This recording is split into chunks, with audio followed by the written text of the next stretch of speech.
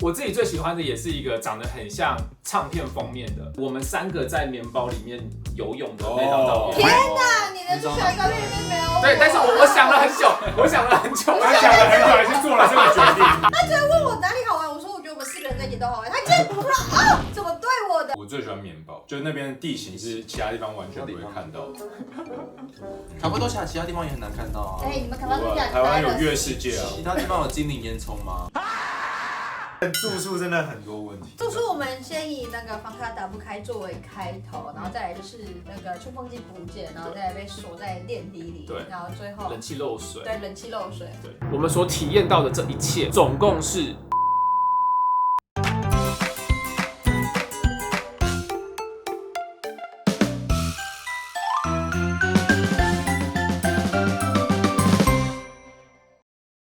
土耳其的行程告一个段落了，现在来跟大家介绍这次的大工程 S-Pack 行李箱。大家记得上次 Ellie 来台湾，因为行李箱坏掉，需要一个新的行李箱吗？那个时候我送她的就是 S-Pack， 因为这个牌子的行李箱我已经用了快3年，跟着我去到欧洲、非洲，甚至南极洲。我在这个期间不断的在跟身边的朋友推荐这个行李箱，也拒绝了很多其他牌行李箱的团购邀约，因为我想说，如果要开团购的话，就应该是要推荐自己最常用、最爱用的。那终于在我们上次合作，应该是2年前吧，他们最近推出了一个更新3.0版的 Trucker 行李箱。那这次也是争取到了超优惠的团购，想跟大家借2分钟，让我解释一下为什么我这么爱用 S-Pack 的行李箱。S-Pack 行李箱外壳采用德国进口的 PC 材质，整个箱子非常的耐磨耐撞，4个角还有强化的防撞板，大大提升整体的耐用度。像是这个黑色26寸，就是我用了快3年的行李箱，我带它去了超多地方，目前只有一些正常的使用痕迹，它也是非常的坚固。然后我们刚刚有讲到这个强化防撞板啊，其中这一角我去南美洲的时候被严重的刮伤，它就被撞出一个凹洞。那因为 S-Pack 全系列有2年的免费保护跟终身的维修服务，所以我这个是后来才拿去换的，所以这颗看起来会特别的新。除了外壳坚固之外，我最喜欢的设计就是它到处都有提把，上面有一个，侧面有一个，正面有2个，然后屁股这边也有一个隐藏式的把手，这让你不管是要用任何的角度提起你的行李箱，都会很方便顺手。像我一趟旅行通常都是要搭个4-5段飞机，不管是要抬起来放到上方的行李舱，还是从行李运输带上面拿，都非常顺手。我觉得对我这个年过35的中年旅行者非常体贴。另外 S-Pack 的拉链都是用日本顶级 YKK 双层防穿刺拉链缝纫，尖锐的工具也不易刺穿。轮子的话是日本 Hinomoto 的刹车静音轮，拉起来很稳很安静，特别是在机场或是饭店的地面几乎完全没有声音，而且非常滑顺，360度都可以溜。如果遇到有坡度的地方，还可以用它拉杆上面的刹车按钮，就可以让行李箱稳稳的停好。那这次 S-Pack 3.0有什么升级呢？除了一些材料的升级，包含外壳跟里面附的盥洗包之外，我最满意的是，没错，你没有看错，就是它的隔板。这个是它旧的隔板，整体的结构会有一点松松的，然后加上它这里是没有魔鬼毡。那新的隔板，除了它是用一个框让它变得更坚固之外，它这里还有一个拉链的设计，可以放更多的东西，然后再加上这边有魔鬼毡。所以呢，你就可以做像是这样子的排列，就可以用不同的方式去隔开你的行李箱。有多这个设计，就可以让我在整理行李箱的时候有更多的弹性。总之 ，S-Pack 3.0给你满满的大整理，还有很多贴心的小设计，像是有附衣架钩、一深一浅的行李箱配置，让你90度靠着墙，像是书本一样打开。我再介绍下去可能要再10分钟。总之 ，S-Pack 是我目前最爱用、出行率也最高的行李箱。那这次非常开心，可以为自己喜欢的产品开团购。S-Pack 3.0有3个尺寸，30寸、26寸，然后还有可以登机的20寸。然后我们现在26寸这个，有看到它被套上了一个防尘套，这个是团购可以加购的。就如果你非常宝贝你的行李箱，不想要它有任何的刮伤，就可以多买这个防尘套。然后颜色的话，就大家看到的这个黑色跟灰色。那因为这次有3个尺寸、2个颜色，还可以加购防尘套，所以我们团购的组合非常的多。20寸的话呢，原价7800，团购价5600；26寸原价11800，团购价6600。但如果你要买的是30寸，它的原价是12800。团购价7600，然后3个尺寸的防尘套团购价差不多就是1000块上下，所以这次的团购真的是非常的优惠，最大的折数高达56折。那有兴趣了解更多的，我会把它相关的链接都放在影片的更多资讯，跟着我一起带着 S-Pack 到世界各地走走吧。好，4角恋土耳其之行完美结束。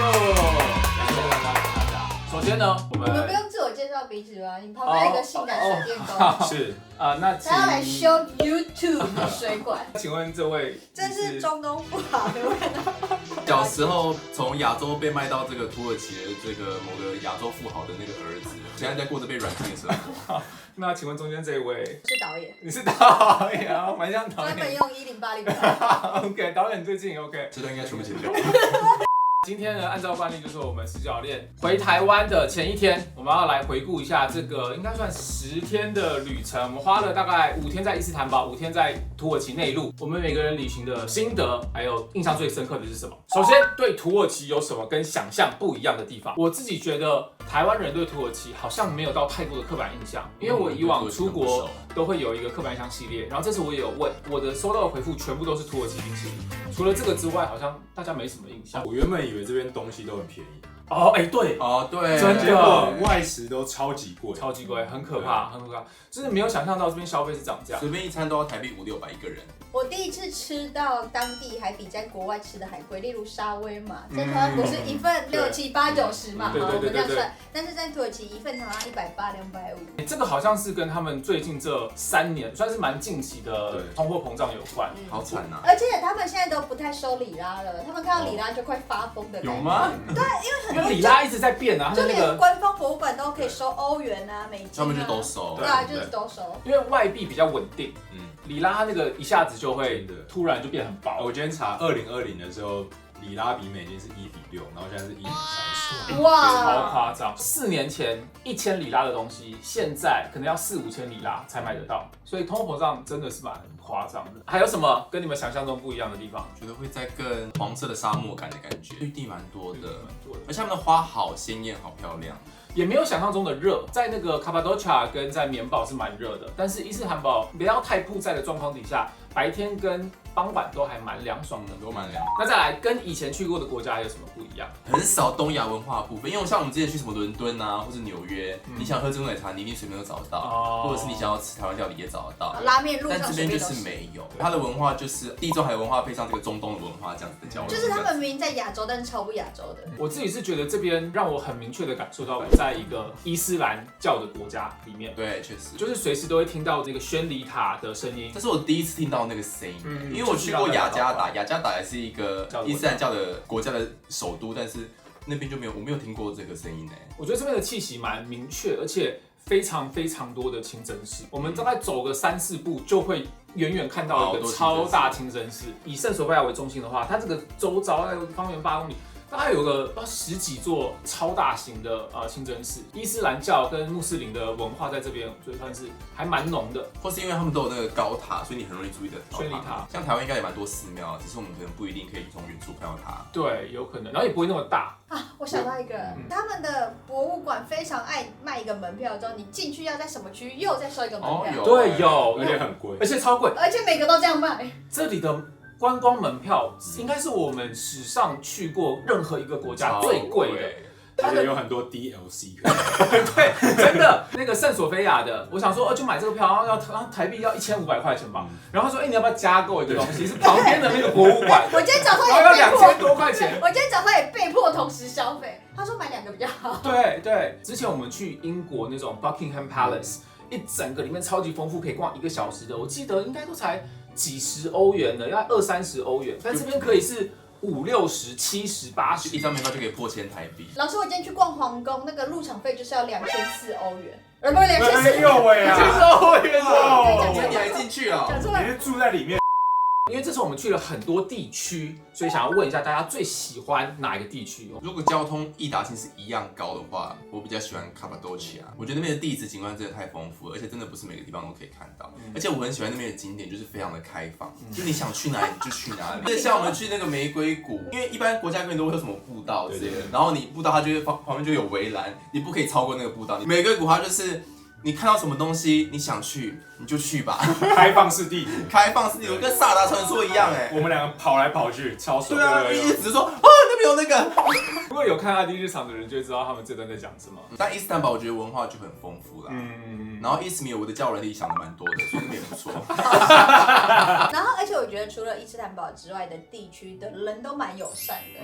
那可能因为首都就有首都的压力，整个地方可以待最久，然后可以去很多地方，然后想要干嘛都可以干嘛，就是卡帕多奇亚。但是它唯一的缺点是什么？食物不好吃。那边的餐厅好像比较没有吃到。来，地狱牛排，哥哥讲到又要哭了。对啊，我的话，我好像最喜欢棉堡，一个是它跟古城连在一起，然后我自己本来就喜欢罗马的文化，然后你又可以看到古城，你又可以看到就是超级奇特的一个地理 feature，还可以在里面跟它互动，可以游在里面。我觉得它对你的五感都有一些刺激，它对你的脚步也非常有刺激，就是很痛。所以你就会印象相对深刻。我最喜欢棉堡，就是那边的地形是其他地方完全不会看到的。卡帕多奇亚其他地方也很难看到啊。你们卡帕多奇亚台湾有月世界啊，其他地方有精灵烟囱吗？以单一一个下去的行程的话，热气球还是蛮值得推荐的。因为热气球真的是你能够很难能够看到这么多热气球，然后在那个地形吓到我了。所以我觉得热气球如果大家有来的话，是蛮值得投资去的。那我们去了这么多地方，然后拍了这么多照片，拍到最满意的照片是哪一张？我最喜欢在图书馆前，我们4个人戴着这个帽子，然后头并排在一起。这个，对，我觉得那实在是太70-80年代的摇滚乐团封面。而且那个帽子是 Cook 那个时候在旁边看到，然后他买了一顶之后，然后我们全部都怎么好看呢？然后我就买，就是每个人都不同颜色，然后刚刚好就是有4种颜色。我自己最喜欢的也是一个长得很像唱片封面的，我们3个在棉包里面游泳的那张照片。天哪，你的最喜欢照片里面没有我？对，但是我想了很久，他想了很久还是做了这个决定。他居然问我哪里好玩，我说我觉得我们4个人在一起都好玩。他竟然不知道怎么对我的？好啊，不是，我跟大家说，视角链复合传言，继续散播吧。我觉得那照片实在是太像专辑封面。你有没有下水？你有下水？我还在帮你们拍影片。对，所以我真的是导演。我觉得那个真的是印象很深刻那张照片。那样看起来我们超级会游泳。对，但其实没有很深，我们是用手在爬的，是在地上爬行。另外一张是我们在地毯垫坐在阶梯上面，然后这样子，然后我们一起嘟嘴。我觉得那张很可爱，对，然后那也是特别的服装。没有，那个是并列第1名，也是我心中的第1名。去死啊！会不会这支影片上的时候，我这个已经被绿幕抹掉了？导演自己被绿幕。你这边切掉，然后后面并在一起。我喜欢的照片是我在鸽子谷前面拍的像杀人魔那一张，因为我觉得我那时候有点中邪的状态，我异常的兴奋。我觉得是一个很特别的一个经验。我最喜欢这一张，就是我们在地毯垫躺着拍照，星星的那个配对成功的。然后因为我的婚纱有拍完全一模一样的照片，然后我觉得结第2次婚的感觉，很有这样子可以取代原本的回忆，也是很棒，更加的开心。洗掉。接下来哥哥他有拍2集美食路跑是。那我想要问一下，土耳其的食物愿意再吃一次的是哪一道？我先讲，我觉得土耳其的食物呢，甜的非常甜，咸的非常咸。但是如果要让我再喝一次咸优格，我愿意。咸优格是我第一次喝，我觉得说，怎么会这样？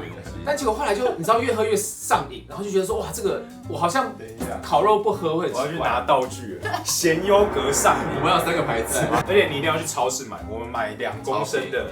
才60块钱。我个人非常推荐，虽然说我是100%正常冰派，但是我不得不说，土耳其小杯的热红茶非常有魔力。真的，即使很热，你就是餐后光，你就会很期待那杯小杯热红茶。对，因为一开始会觉得好像要加糖，好像太涩了。然后为什么不加个手把？为什么一定要用这个有腰身的会烫到的玻璃杯？但是到后来就是你会习惯它，你就觉得好像没有它少了什么。而且我觉得适不适合好像看店家，因为有些店家煮出来比较不适合。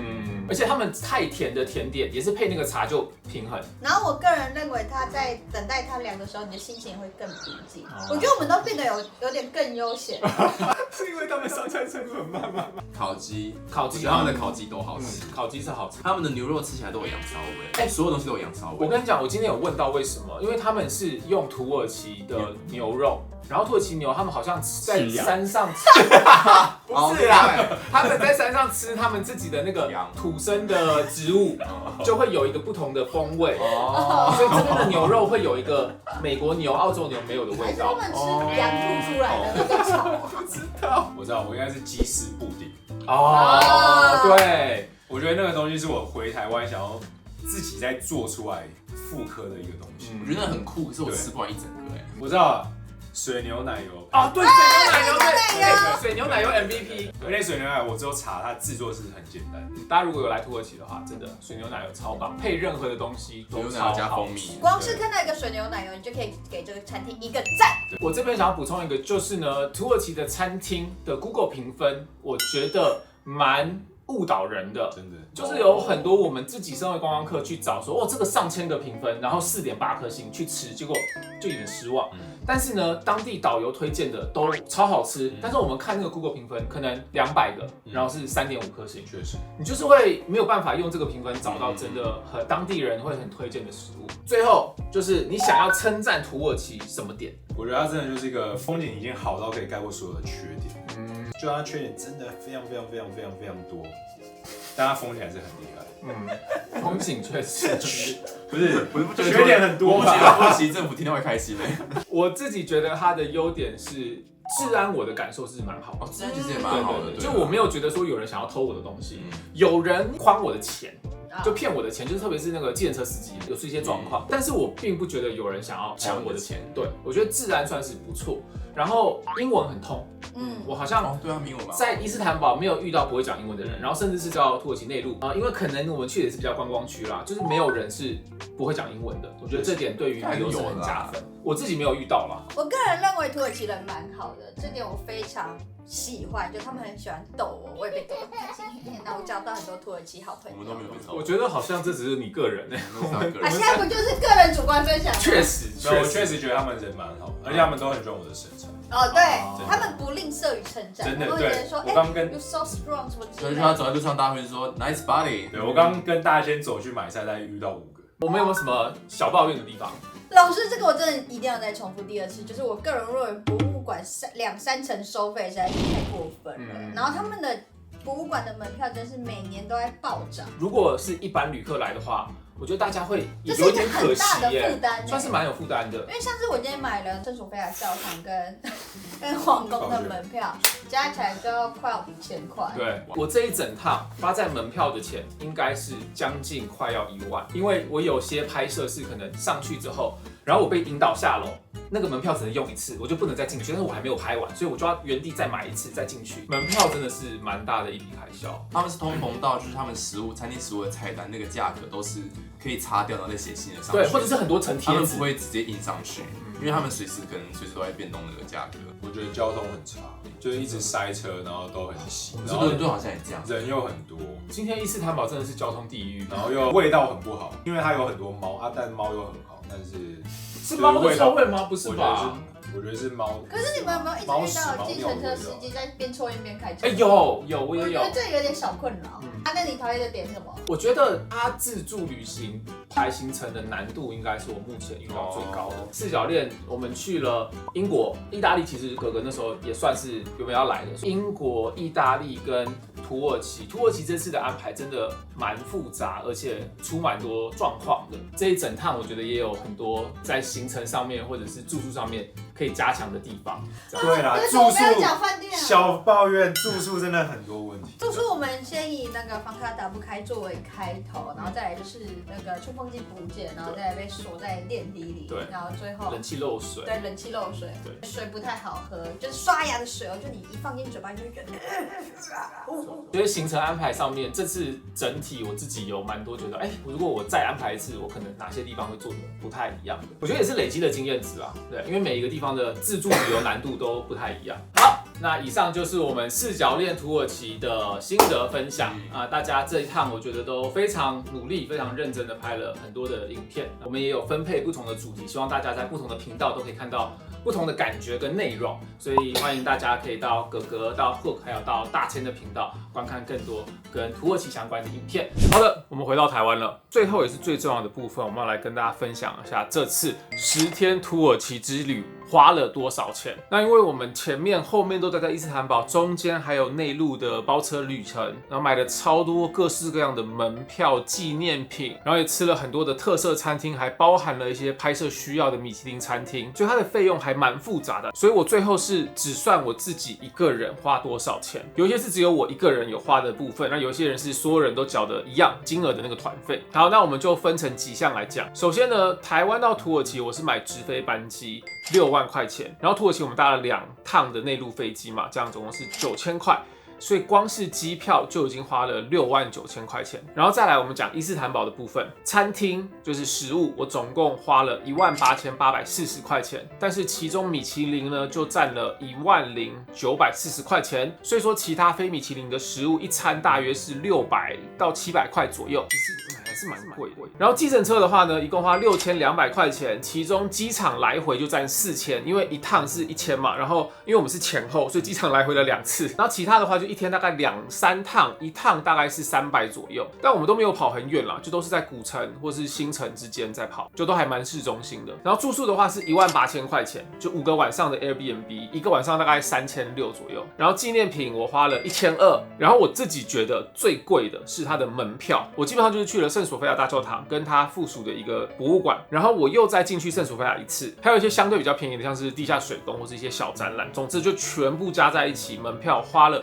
8860块钱，就我只去了可能3-4个地方，所以平均一张门票都要2-3000块，所以就全部加在一起，伊斯坦堡端花了53100块钱。然后再来就是内陆包车那一段了，那这一段我是跟太原票务合作，所以是他们帮我安排了这个包车的行程。那这个旅行团的费用呢，一个人是56000台币，但它包含了5天的住宿、饭店早餐、5天的包车、油钱、一个司机、一个导游、Museum Pass，还有热气球，所以我是觉得反而中间这段还蛮划算的，因为我们包的车还蛮大，应该13人坐，但我们没有坐满，所以说如果整个小巴士坐满的话，这个旅费会再更便宜。那这56000不包含的是导游的小费，然后建议是1天25美，然后午餐跟晚餐我们这个是自费的，然后还有一些 Museum Pass 不包含的额外的门票，这个我们是要自己付钱。然后最后当然纪念品，这些不包含的东西就是小费、餐费、门票、纪念品。在内陆包车这一段，我总共花了小费6000，餐费5600，门票400，纪念品1380，所以加起来13380。所以最后我们来算，土耳其10天，我们这样子跑，大家看了阿迪英文的影片、阿迪日常的影片，然后还有4教练所有的影片，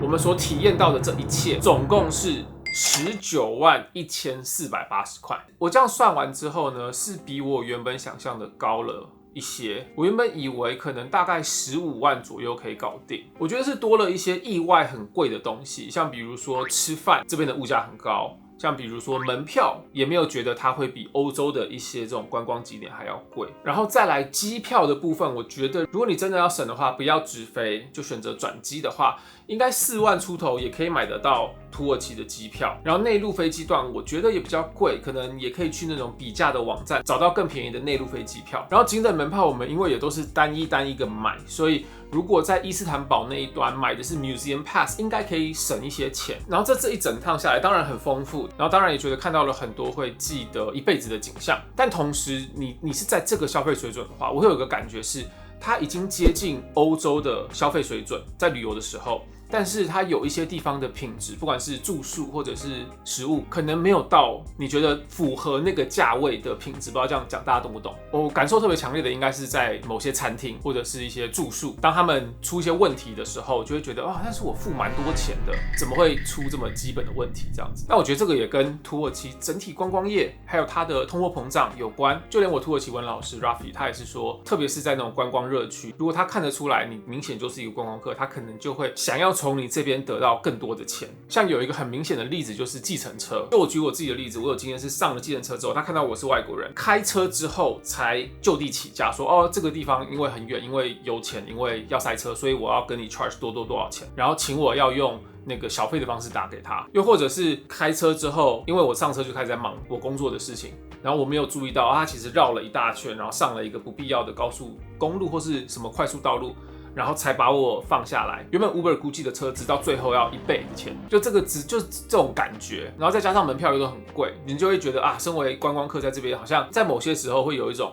被 rip off 的感觉。但还是有很多值回票价的花费，像是你还是可以找得到很便宜然后超级好吃的道地食物，或是那种路边摊在卖的小东西，就是超级便宜的，品质也很好。然后再来热气球，我也是觉得非常的值回票价，因为它的时间很长，然后你能够看到的景观真的它是非常独一无二的，没有办法在其他地方轻易的体验到。然后最后当然那个包车的费用，我觉得以我们的拍摄性质跟我们要去到这么多点，每个人要执行这么多的任务，没有包车真的会办不到。然后加上我们的导游跟司机也都超照的，有帮我们解决了各式各样的问题，所以我觉得中间这段花的团费非常划算。所以整体下来，我觉得我还是会推荐大家可以去土耳其玩，如果你从来没有去过的话，特别是如果你对那一段历史有兴趣，就是拜占庭，然后转变到鄂图曼帝国，或者是那边独特的地理风景，我觉得可以用聪明省钱的方式，最有效率的去安排土耳其精彩的行程。这支影片也是我们土耳其系列的最后一支。那大家在看完四角恋这一趟旅程，然后知道了我们每个人花多少钱之后，不知道大家会不会愿意花这样子的预算来土耳其玩呢？欢迎大家在底下留下你们的想法。然后最后再讲2个东西，第一个就是这次有陪我土耳其的 S-Pack 行李箱，我们在团购中，所以看到影片最后，大家如果有兴趣要买这个行李箱的话，所有团购的链接都在影片的更多资讯。那么团购会跑2周，所以可以趁这个非常优惠的时间购入这个我觉得非常好用的行李箱。然后另外一个是我这次排完行程，实际跑完之后，我觉得在细节的安排上有很多可以优化的地方，不管是去到的餐厅、订的住宿，还是说你多少天要待在哪里，都有蛮多的想法的。所以这次一样，在会员影片呢，我有拍一个滴滴旅行社的土耳其篇，所以大家如果有兴趣听我分享我是怎么样安排这一整趟的行程，以及在跑完之后我在哪些地方会进行优化跟调整，然后还有所有我推荐的住宿跟餐厅的连结的话，欢迎大家可以加入阿迪英文的会员看这支影片。那我们过去2年比较重要的几趟旅程，也都有做滴滴旅行社的懒人包，包含意大利、法国、纽西兰。所以如果对这类型影片有兴趣的呢，也可以加入会员之后，就把这些旧影片翻出来看。如果你未来有要去这些国家的计划的话，应该对你安排行程会非常有帮助跟参考价值。好，那我们就下支影片见喽，拜拜。